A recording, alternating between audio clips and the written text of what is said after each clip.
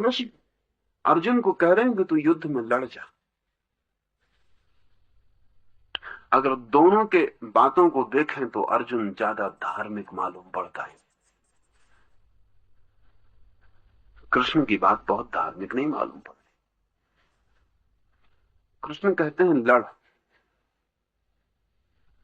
अर्जुन कहता है मारूंगा, दुख होगा, पीड़ा होगी, अपने हैं, परिजन है, संबंधी है, मित्र, गुरु है, इनको मारूंगा, बहुत दुख होगा, इन सबको मार के मैं बड़े से बड़ा सुख भी ना चाहूंगा। इससे तो बेहतर है कि मैं भाग जाऊं और भीख मांग लूं, आत्मघात कर लूं, वो भी सरल मालूम पड़ता है बजाय इन सबको मारने के। कौन धार्मिक होगा जो कहेगा कि कृष्ण को अर्जुन जो कह रहा है वो गलत कह रहा है? सभी धार्मिक कहेंगे ठीक कहता है। अर्जुन के मन में धर्म बुद्धि पैदा हुई, लेकिन कृष्ण उससे कहते हैं कि तू तू विचलित हो गया, तेरी धर्म बुद्धि नष्ट हो गई। क्योंकि कृष्ण ये कहते हैं कि तू पागल, तू सोचता है किसी को मार सकेगा, कोई मरता है कभी? तू सोचता है कि ये जो खड़े हैं तू इन्हें बचा सकेगा, कोई किसी को बचा सका है कभी? तू सोचता है तू युद्ध से बच सकेगा, तू अहिंसक हो सकेगा, लेकिन जहां मैं है, खुद को बचाना है, वहां अहिंसा हो सकती है नहीं? जो आ गया है उसे स्वीकार कर, अपने को छोड़ और लड़। जो सामने है उसमें डूब। सामने युद्ध, सामने कोई मंदिर नहीं, सामने कोई प्रार्थना नहीं चल रही, सामने कोई भजन कीर्तन नहीं हो रहा है कि इसमें डूब। सामने युद्ध। लेकिन कृष्ण कहते हैं इसमें तू डूब, अपने को छोड़। तू कौन है? और एक बहुत मजे की बात कहते हैं कि जिन्हें तू देखता है कि मरेंगे, मैं जानता हूं कि वे पहले ही मर चुके हैं। वे सिर्फ मरने की प्रतीक्षा कर रहे हैं, तू ज्यादा से ज्यादा निमित्त हो सकता है।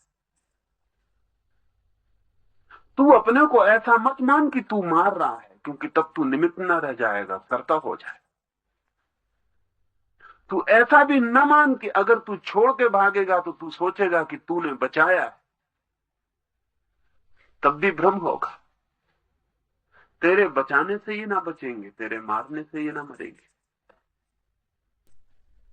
तू इसमें पूरा हो, इसमें पूरा डूब। जो तुझ पर आ गया है तू उसे पूरा निभा। और पूरा तू तभी निभा सकता है जब तू अपनी बुद्धि छोड़। तू ये छोड़ कि मैं हूं, और मैं के दृष्टिकोण से देखना छोड़। इसको अगर ठीक से समझे तो इसका मतलब क्या हुआ? इसका मतलब यह हुआ कि अगर कोई मैं के दृष्टिकोण को छोड़े तो कर्ता न रह जाएगा, अभिनेता ही रह सकता है। मैं राम हूं और मेरी सीता खो जाए, तब मैं जिस भांति रोऊंगा।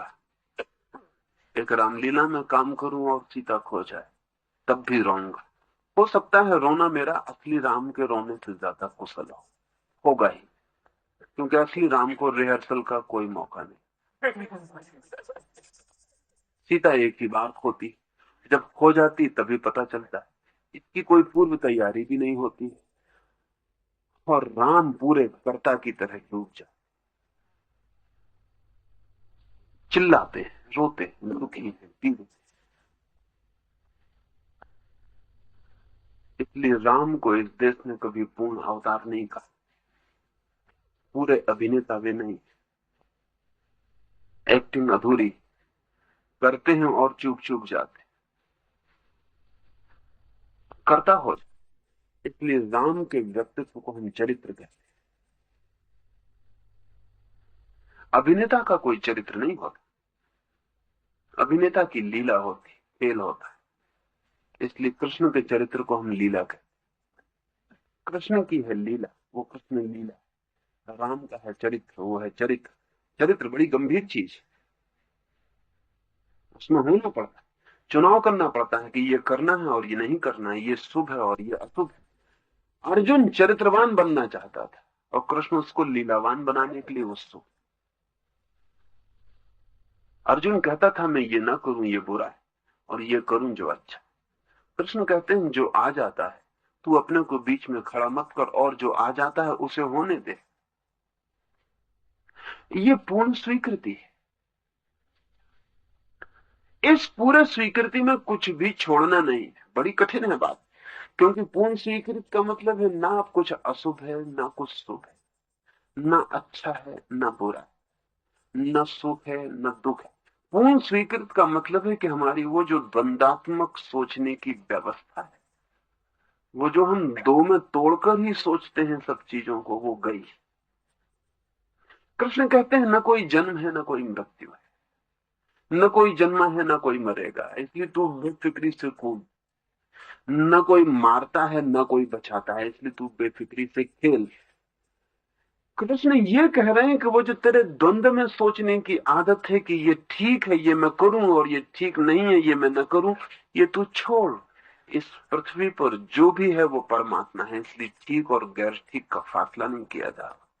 बड़ी कठिन है ये बात, नैतिक मन को बड़ी कठिन पड़ेगी। इसलिए कृष्ण नैतिक मन को जितने कठिन पड़े हैं उतना अनैतिक आदमी कठिन नहीं पड़ता। अनैतिक आदमी को नैतिक आदमी निपट जाता है कह के कि बुरा है। कृष्ण को क्या कहे, बुरा कहते भी नहीं बनता, क्योंकि आदमी बुरा दिखाई पड़ता है। अच्छे कहने की हिम्मत जुटाने वाले बहुत कम लोग, क्योंकि अच्छा कहो तो यह आदमी ऐसी बातों में अर्जुन को डाल रहा है जो कि बुरी है। इसलिए गांधी जी ने जब कृष्ण पर बात शुरू की तो उनको बड़ी कठिनाई हो गई, क्योंकि सच तो यह था कि गांधी जी से मेलजोल था अर्जुन का, कृष्ण का कोई भी मेलजोल नहीं हो सकता।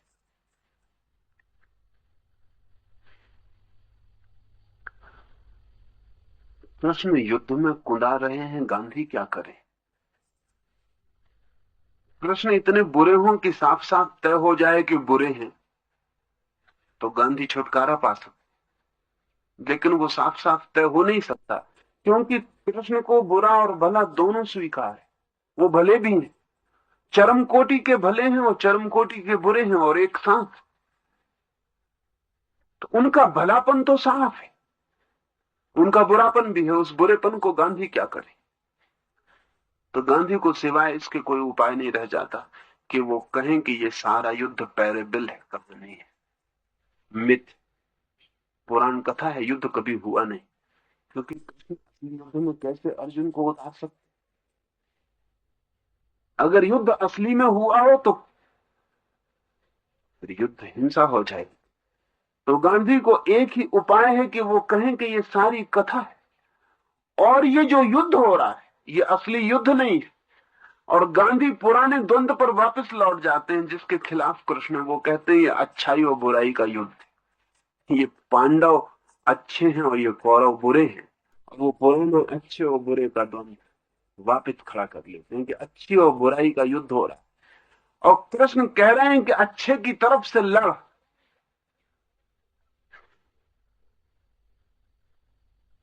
ये रास्ता उन्हें खोज लेना पड़ा। पूरी कथा को झूठ कहना पड़ा, पूरी कथा को काव्य कहना पड़ा। लेकिन गांधी को बहुत वक्त हुआ, कृष्ण और गांधी के बीच 5000 साल का फासला पड़ता है। इसलिए किसी 5000 साल पुरानी कहानी को मिथ कहना, कल्पना कहना कठिन नहीं। जैनों को इतना फासला नहीं था, इसलिए जैन कृष्ण की कथा को कहानी नहीं कह सके, वो घटना घटी है। जैन चिंतन उतना ही पुराना है जितना वेद पुराने हैं। जैनों के पहले तीर्थंकर का नाम वेद में उपलब्ध है। तो हिंदू और जैनों की प्राचीनता बिल्कुल बराबर है। जैन इनकार नहीं कर सकते थे कि युद्ध नहीं हुआ, और कृष्ण ने युद्ध नहीं करवाया, तो जैन क्या करें। अगर उनको भी सुविधा होती तो जो गांधी ने किया, जो कि बहुत गहरे मन से जैन